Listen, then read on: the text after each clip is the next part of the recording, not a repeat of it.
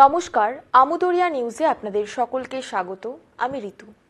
আজ আমরা কথা বলবো ভারতের প্রথম মহিলা মহাকাশচারী কল্পনা চাওলাকে নিয়ে।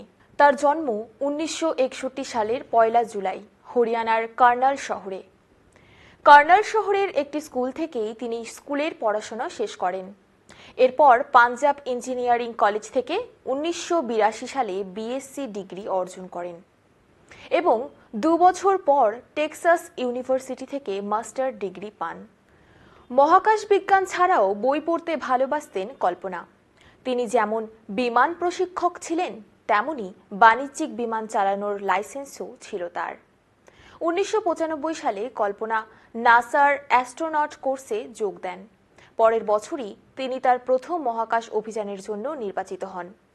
2003 সালের 1 ফেব্রুয়ারি মহাকাশ অভিযান সেরে পৃথিবীতে ফিরছিল মহাকাশযান কলম্বিয়া।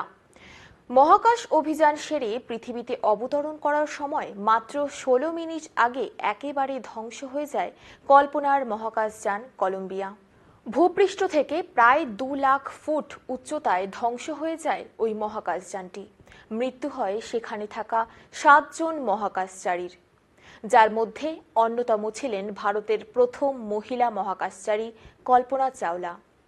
মহাকাশযানটি অতি শীঘ্রই পৃথিবীতে অবতরণ করে তিনি ভারতে ফিরে আসবেন এমনটাই জানিয়েছিলেন কল্পনা। কিন্তু মহাকাশ থেকে ফেরার পথে পৃথিবীর বায়ুমণ্ডলে ঢোকার সময় যান্ত্রিক কিছু সমস্যার ফলে ছিন্নভিন্ন হয়ে যায় মহাকাশযানটি।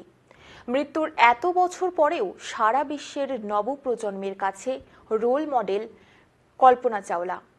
2004 সালে কর্ণাটক সরকার তরুণ মহিলা বিজ্ঞানীদের উৎসাহে কল্পনা চাওলা পুরস্কার চালু করেন। এছাড়াও সকলের রোল মডেল কল্পনা